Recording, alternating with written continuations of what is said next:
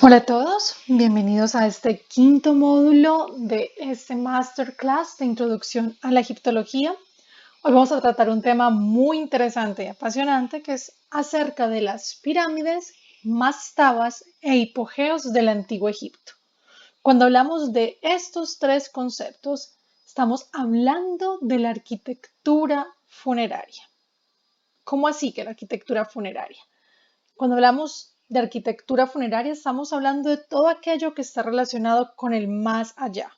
Construir con la idea clara de garantizar la inmortalidad. Sabemos que los antiguos egipcios eran una civilización que estaban obsesionados con la vida.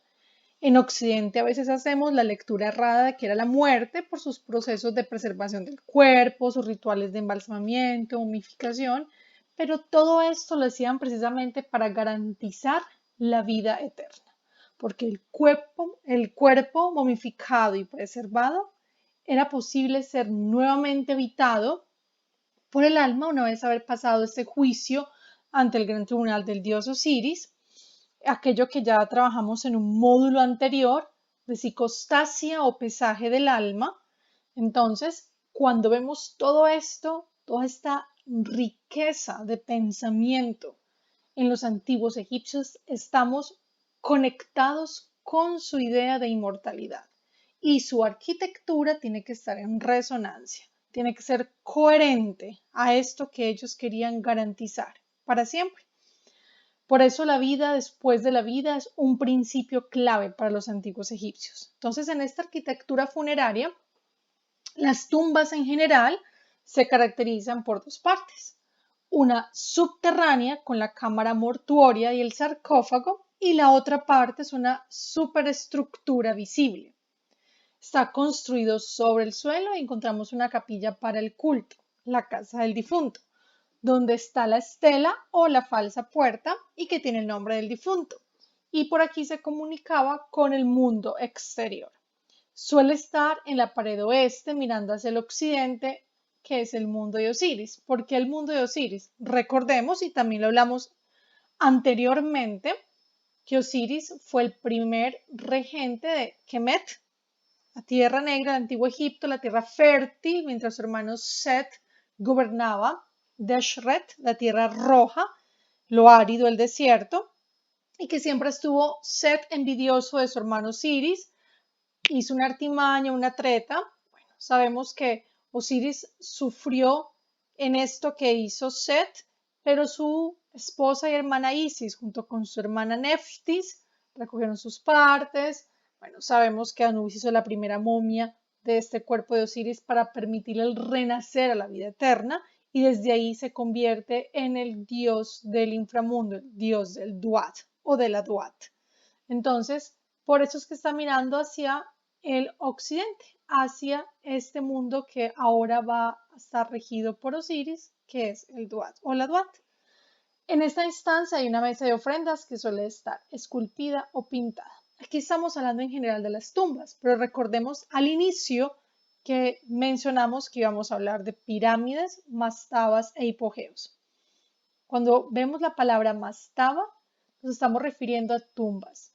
Cuando vemos la palabra hipogeo, esta palabra está compuesta por un prefijo y sufijo griego, hipo es debajo, geos, o en este caso, significa tierra, es decir, todo aquello que está bajo la tierra, subterráneo. Y las pirámides grandiosas y majestuosas no solamente debían reflejar ese poder del faraón y esa conexión con lo divino, esa punta que conecta con esa bóveda celeste, con lo divino, naturaleza divina que encarna el faraón en tierra, sino que tenían un objetivo, ser la última morada del faraón, es decir, una tumba. Estas primeras tumbas fueron evolucionando dependiendo de las dinastías. En el Imperio Antiguo, en la dinastía número 1 y la número 2, habían pocas tumbas en Abidos y generalmente eran hipogeos de adobe. Ya vimos ahorita el término hipogeos, es decir, bajo la tierra. Aquello que está oculto a la mirada porque debía ser protegido, iba a guardar algo muy importante. Se excava una fosa cubierta de adobe o madera y encima una superestructura, una gran mesa sin decoración, de estructura alargada o rectangular, que eso lo vamos a ver cómo eran las formas externas ya de las mastabas. Esa mesa suele ser de material de desechos, todo ello queda rodeado por un muro. Cerca solía construirse una barca y el emplazamiento de la barca no era fijo. ¿Qué pasa con la primera pirámide? Hablamos en el módulo anterior, cuando vimos la línea del tiempo, vimos que con el faraón Zoser se construye la primera pirámide, que es la famosa pirámide escalonada de Saqqara, y que fue diseñada y construida por el gran arquitecto real Imhotep, que también dijimos que era un personaje muy importante, muy polifacético, además de arquitecto, matemático, médico, y que al morir fue elevado a la condición divina, es decir, a la condición de Dios, lo cual era un tributo demasiado alto porque no era un monarca, era el arquitecto real. En la cuarta dinastía se construye la gran pirámide de Keops. Keops significa el faraón Khufu. Vamos a encontrar estos dos nombres, Khufu y Keops. Más adelante vamos a ver por qué. La mastaba aparece durante estos siglos. Es el tipo de enterramiento. Recordemos que mastaba es tumba. Es el tipo de enterramiento característico de la tercera dinastía. Primero se utiliza la mastaba y posteriormente la pirámide. La mastaba tiene una capilla para ofrendas, en esa también está la estela y se llama capilla de culto. Detrás se encuentra otra capilla que se llamaba el Serdab, donde estaba el doble del difunto. Estas dos cámaras quedan aisladas la una de la otra, excepto por un tragaluz que los une. Era importante tener esto precisamente para preservar y cuidar al difunto de los saqueos, entonces por eso se hacía como esta falsa recámara. La cámara donde está el sarcófago es la recámara o la cámara que va a estar bajo tierra. Aquí en las imágenes vemos imágenes de las primeras tumbas de estas tumbas pocas que se encuentran en Abidos, y abajo vemos la pirámide escalonada del faraón Zoser y en una esquina a mano derecha la gran pirámide del faraón Khufu o Keops. Mastabas e hipogeos, dos conceptos claves, como les comenté desde el inicio. Vamos a ver en las imágenes superiores la estructura externa de la mastaba, interna cómo empezaba, donde se ve el pozo cegado, la sala con la estatua del difunto, la cámara funeraria, el sarcófago muy subterránea, muy escondida, y la capilla con una mesa para ofrendas en la parte superior, que es la parte, digamos, que está al acceso exterior. Y abajo vamos a ver la foto de mano izquierda inferior. Es una foto de una panorámica, perdón, del Valle de los Reyes, porque el Valle de los Reyes y el Valle de la Reina son los grandes hipogeos por excelencia. Externamente no vemos superestructuras, pero la riqueza es bajo tierra, hipogeos, bajo tierra. Y vemos en la parte inferior derecha el hipogeo de Nefertari, la gran esposa real del faraón Ramsés II en el Valle de las Reinas, para ver cómo era internamente aquello que externamente no era tan llamativo, como eran esos hipogeos de suntuosos y majestuosos en su interior bajo tierra. En el Imperio Medio se desarrollan las mastabas para la clase media y aparecen pirámides pequeñas, no tan grandes como las que vimos en el Reino Antiguo, en el caso de la escalonada de Saqqara, la pirámide de Keops. Aparecen también hipogeos, pero más configurados, excavados en los acantilados del Nilo en la zona de Beni Hasan. Vamos a ver en este Imperio Medio pirámides mucho más pequeñas de las que vimos anteriormente. En el Imperio Nuevo se siguen utilizando los hipogeos, pero no se encuentran mastabas ni pirámides. En algunas ocasiones en el Imperio Medio, como les decía, íbamos a ver que estaba, además del hipogeo, la pirámide. Pero en el Nuevo van a estar los hipogeos, pero no se van a encontrar estas pirámides. Los enterramientos se realizan en hipogeos que son más complejos. No poseen capillas, puesto que ya se van a construir, son templos. Estos enterramientos están en lugares lejanos y la cámara funeraria oculta. Recordemos que lo más importante es proteger la última morada del faraón, esa cámara que va a contener su sarcófago. Esas construcciones han llegado hasta nuestros días. Estos hipogeos del Imperio Nuevo es lo que conocemos como Valle de los Reyes, Valle de la Reina. Y como les comentaba, puede que visualmente no sean muy llamativos como otros emplazamientos y enterramientos donde encontramos mastabas y pirámides, pero la riqueza interior es grandiosa. En la baja época, las cámaras funerarias se encuentran en los templos y ya no hay grandes manifestaciones funerarias. Recordemos esa diferencia que había allí. Vemos como las mastabas tienen una pequeña capilla con una mesa de ofrendas, pero vemos ya luego cómo los enterramientos en los hipogeos del Imperio Nuevo no van a tener esas capillas, sino que van a tener templos aledaños. Pirámides. Bueno, en el Imperio Antiguo, como les decía, las pirámides eran un símbolo fundamental en el poderío y grandeza del faraón, pero era también su sitio de enterramiento y obviamente se construían de esta forma por su simbolismo religioso y también político. Religioso porque estaba la representación de Ra, dios del sol, todo su esplendor, Ra en la cúspide y llega al suelo mediante los lados de la pirámide y abarca toda la tierra de Egipto. Si miramos la forma triangular de la pirámide, es como los rayos del sol al caer perpendicularmente, como dibujarían esto sobre la tierra. El simbolismo político es la relación que hay entre la divinidad y el faraón. Como les comentaba, recordemos que el faraón era el heredero al trono y que esa herencia al trono se la otorgaron los dioses mismos y por ende encarnaba al dios. Era la manifestación de Horus en tierra.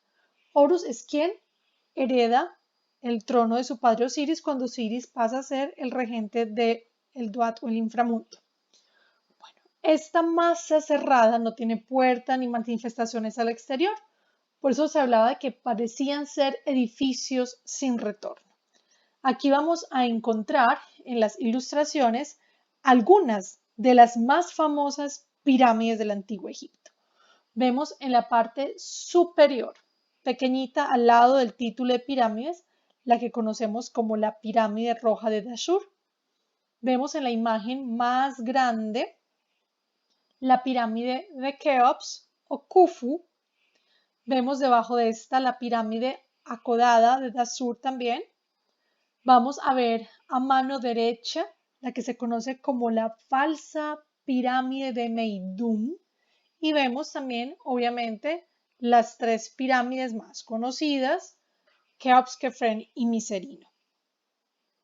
Hay algo muy importante que resaltar en este momento de las pirámides, y es que muchas veces en la cultura y en la visión judeo-cristiana se ha pensado que esas grandes tumbas, que son tumbas, grandes monumentos de divinidad y eternidad, fueron construidas por esclavos. Entonces muchas veces las mismas películas, Hollywood nos ha mostrado, por ejemplo, en películas de Semana Santa, que ellos esclavos sufren y que son torturados en esa construcción.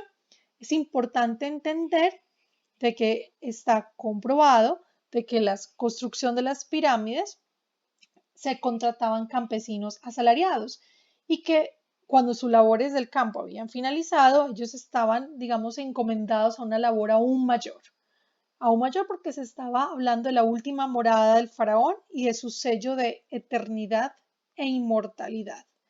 Y se trasladaban a las ciudades para trabajar en las grandes construcciones. De hecho, en textos de las pirámides se habla sobre el pago que ellos recibían.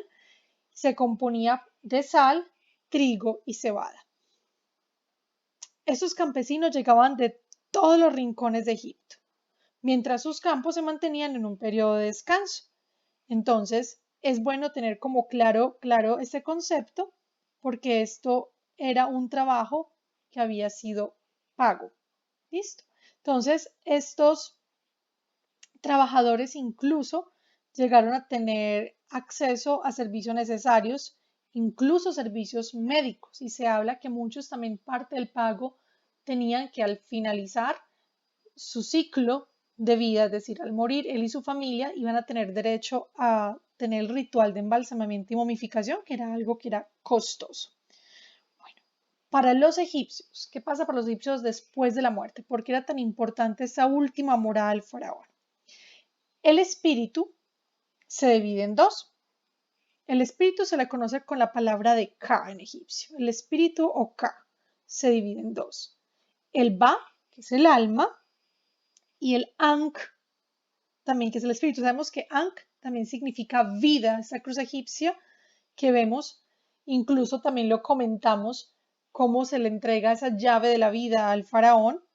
Y de las dos partes, el Ba acompaña al difunto a su tumba y podía moverse a su antojo, mientras que el Ankh era enviado directamente al inframundo de Osiris, quien se encarga de juzgar el alma, que fue lo que hablamos en el módulo que tratamos la psicostasia o pesaje del alma. Recordemos aquella pregunta, ¿es tu corazón más liviano que una pluma? Porque el corazón se pesa en la balanza de la justicia y de la verdad con la pluma sagrada de Mat, que se representa con una pluma de avestruz. Entonces, si tu corazón es más liviano, obviamente pasas el juicio. Si es más pesado, tu alma, en este caso sería devorado por el Amit, el devorador de almas.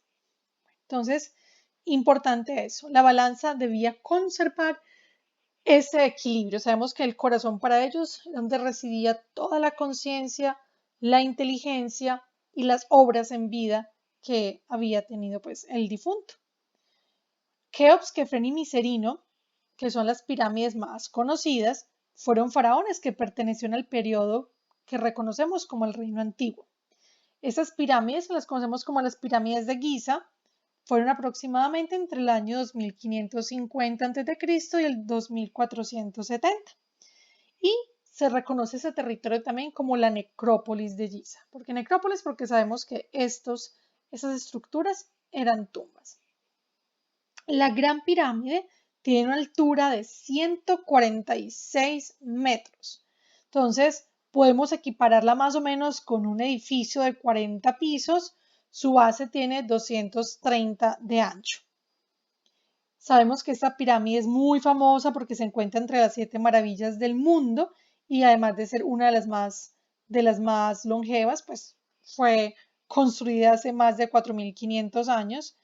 Entonces, y por varios años pudo ostentarse la estructura más alta construida por el hombre.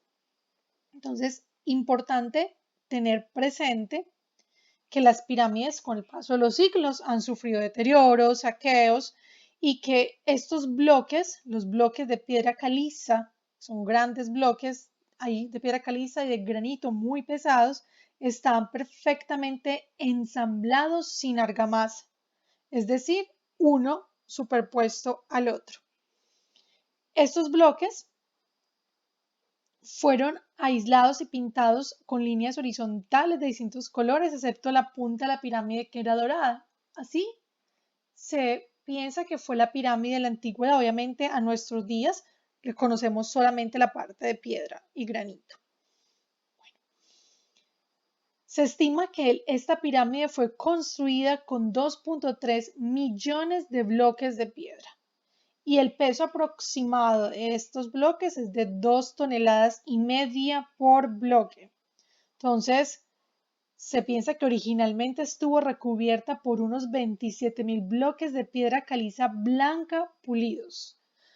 Debió haber sido algo majestuoso, obviamente, en la antigüedad. Si así nos impacta hoy en día, imaginemos, dejemos que nuestra mente vaya un momento a esa época del reino antiguo y pensemos cómo sería.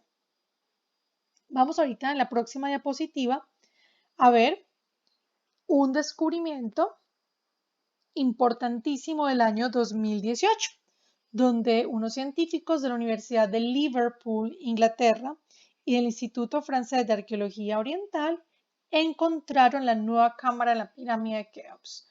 Eso lo hicieron gracias a la física, o sea, desde la física cuántica se pudo tener este hallazgo y encontraron una nueva cámara vacía de gran tamaño en el interior de la gran pirámide de Keops. Como les decía ahorita, recordemos que se le conoce pirámide de Khufu o Keops. Khufu es el nombre del faraón, sino que Heródoto, este gran pensador griego, fue quien lo llamó Keops. Entonces ese es el nombre, digamos, que más hemos conocido y también utilizado. Esta sala oculta tiene unos 30 metros de largo y presenta una sección transversal similar a la gran galería. Aquí podemos observar cómo es la estructura interna de la pirámide. Podemos observar dónde está ubicada la cámara del rey, la cámara de la reina, la gran galería, lo que se descubrió de lo que está resaltado donde dice hueco grande, hueco pequeño, están los túneles y podemos ver cómo esa estructura tan magnánima en su exterior tiene pasadizos tan estrechos para salvaguardar, la cámara funeraria del rey. Sabemos que esto es muy importante porque es allí donde iba a estar el gran sarcófago de piedra que iba a contener a su vez el sarcófago de madera con la momia del faraón. La gran galería que vemos allí ilustrada en la imagen es un pasaje grande que tiene aproximadamente unos 47 metros de longitud y 8 metros de altura. Estas paredes son verticales desde el suelo hasta una altura de 2 metros aproximadamente. En la cámara del rey, como les decía, está conformada por losas de granito, es una planta rectangular, paredes y techos lisos, sin decoración, y en este momento la gran pirámide, por ejemplo, tiene un sarcófago vacío de granito. En el techo se encuentran las llamadas cámaras de descarga y la más alta es un techo con grandes bloques inclinados. La cámara de la reina se le denomina así por los árabes, no se destinó a la esposa del rey, sino a una estatua del mismo. Recordemos que muchas veces vimos en las primeras otras tumbas como también había un doble, una cámara doble, como les decía, para salvaguardar la cámara real. Tenemos la cámara subterránea que está excavada en el subsuelo, también es una planta rectangular, el suelo es irregular, paredes y techos planos, contiene 2 habitáculos que son como modo de sarcófagos, un pozo y una pequeña galería. Los canales de ventilación parten por 2 angostos conductos inclinados en las paredes norte y sur, que son los que vemos allí señalados como canales de ventilación. Entonces, se desconoce qué función original tenían, pues los de la cámara de la reina comunicaban con el interior en su último tramo y estaban tapados por las grandes losas de granito de lo que revestía los muros. Entonces, no se sabe bien la función que tenía. La segunda pirámide más grande, que es la pirámide de Kefren, tiene 10 metros menos de altura, 10 metros menos que la gran pirámide de Keops, y visualmente a veces parece ser más alta debido a que está construida en una pequeña elevación del terreno. Entonces hace que se vea más grande a veces visualmente la de Kefren que la de Keops. Es un dato importante para tener en cuenta allí. La pirámide de Micerino es la menor de las tres, pues célebres pirámides de Giza y el faraón de la dinastía número cuarta, Menkaura, es a quien se le atribuye ordenar construir esta pirámide. Esta pirámide es 108 metros de base y 65 metros de altura. Ha perdido por el recubrimiento por los años, como les decía, y actualmente es de unos 61 metros. ¿Qué es importante resaltar, además de lo que ya hemos hablado, de salvaguardar, de proteger, de última morada, de una estructura, arquitectura funeraria? Es importante resaltar que el principal objetivo de esas estructuras va totalmente de la mano, como les decía al inicio, con el principio básico, la vida después de la vida. Recordemos que cuando nos hablen de que estaban de pronto obsesionados con la muerte, no, estaban obsesionados con la vida. Vamos ahora al Imperio Medio con Deir el-Bahari. Hay una construcción que es como una construcción intermedia entre el mundo de las pirámides del Imperio Antiguo y el mundo de los hipogeos del Imperio Nuevo. Recordemos que ya vimos los dos, las pirámides del Antiguo y los hipogeos, que incluso mostré la imagen del hipogeo Nefertari, cuando vimos ahorita al inicio Valle de los Reyes, Valle de las Reinas. Entonces hubo como un paréntesis en la historia, en este Imperio Medio, y vamos a ver aquí cómo el faraón Mentuhotep de la dinastía número 11 en Deir Bahari construye este templo, el cual tuvo mucho impacto y fue una gran influencia, este templo funerario, como el que se hizo para la reina Hatshepsut en ese mismo lugar, en el Imperio Nuevo, con el mismo sistema de rampas, pórticos, pero sin pirámide. Vemos a mano izquierda en la imagen superior como el templo de Mentuhotep tiene la pirámide en la parte superior y como el templo funerario de Hatshepsut carece de pirámide. Entonces tenía una doble función. Esos templos funerarios cumplían la función de culto de templo y de tumba. Estaban construidos al pie de unas montañas. La primera parte es visible, está formada por dos grandes plataformas. Para llegar a la primera hay una avenida, para acceder a la segunda hay una rampa. Y estas plataformas están soportadas por pilares que forman una galería porticada y detrás de estas había un pequeño templo. La pirámide es recuerdo de sus antecesores. Dice que era la forma como el faraón Mentuhotep conectaba este concepto de arquitectura funeraria como lo tenían los faraones del imperio antiguo. En la segunda parte hay un patio porticado que va a dar al lugar donde ya estaba el enterramiento. Tenía capilla funeraria y detrás de esta capilla se encontraba la galería que llevaba a la cámara funeraria. Dentro de esta cámara hay una estatua de Mentuhotep. Entonces ya sabemos que aquí en Deir Bahari vemos otra muestra de la arquitectura funeraria. Ya no es exclusivamente una pirámide, no es exclusivamente una mastaba, no es un hipogeo, sino que cumple la función de tumba y a la vez templo. Ahora volvemos nuevamente al Imperio Nuevo, donde los hipogeos es donde tienen su mayor esplendor. Como les dije, construcciones que pueden seguir dos modelos. Los que se excavan en la roca horizontal, que es lo más normal para ellos, o lo que se excava en la roca también en profundidad. Esos hipogeos, recordemos que son los enterramientos subterráneos y hipogeos bajo tierra, se construyeron en el desierto, alejados de la civilización y se separaban del templo. El templo estaba separado del hipogeo. Esos hipogeos tienen una galería, detrás de esa galería tiene una capilla y seguida luego por otra galería más pequeña que llevaba a la cámara funeraria. Y según se va accediendo al interior, va siendo cada vez más estrecho y más pequeño. Es decir, mientras más te vas adentrando subterráneamente, va disminuyendo la altura y el ancho del lugar. Estos hipogeos solían estar decorados en su interior y se van cegando las galerías según entra el cuerpo, como les digo. En el exterior, uno no imagina que pueda haber una construcción de este esplendor y tamaño. De ese periodo, los enterramientos hipogeos más importantes, como les comentaba, se encuentran en el Valle de los Reyes y Valle de las Reinas. El Valle de los Nobles, pero no es tan conocido como les digo el Valle de los Reyes y Valle de las Reinas, y todos ellos alejados y rodeados de montañas.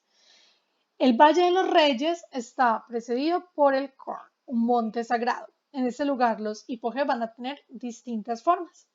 Entonces, ellos van a tener lo fundamental, que va a ser la cámara mortuoria y las cámaras para tesoros. Para evitar que ocurran estos saqueos, por ejemplo, la tumba de Tutankamón que les comentaba que fue tan célebre porque la tumba de Tutankamón tenía los sellos reales cuando Howard Carter en 1922 la descubrió. Y la tumba de Tutankamón está en el Valle de los Reyes, KB62, en la tumba de Tutankamón, y vemos cómo en cada una de las salas, de la antesala y las salas, era donde, digamos, estaban depositados estos grandes tesoros de los faraones. Entonces es muy importante que para evitar los saqueos, cada vez ellos van haciendo más complicados esas salas y antesalas. En el Valle de los Reyes Está en el lado oriental del norte, cerca de Tebas. A veces a los hipogeos se les conocía también como siringas. ¿Por qué? Es una figura muy bonita aquí porque se comparaba a la forma de una flauta por su capacidad de irse alargando, como les estaba explicando ahorita. Entonces, cada vez que me voy adentrando, se va alargando, por eso les conocían de esta manera. Y al final, siempre al final de este alargamiento es que vamos a encontrar la cámara funeraria. Bueno, agradecerles por su tiempo. Espero que haya sido de su agrado. Pueden contactarme en mi página web www.egiptologiamedellin.com o en mis redes sociales en Instagram @elianubis, en Facebook Egiptología en Medellín y en Twitter @elianubis. Muchísimas gracias.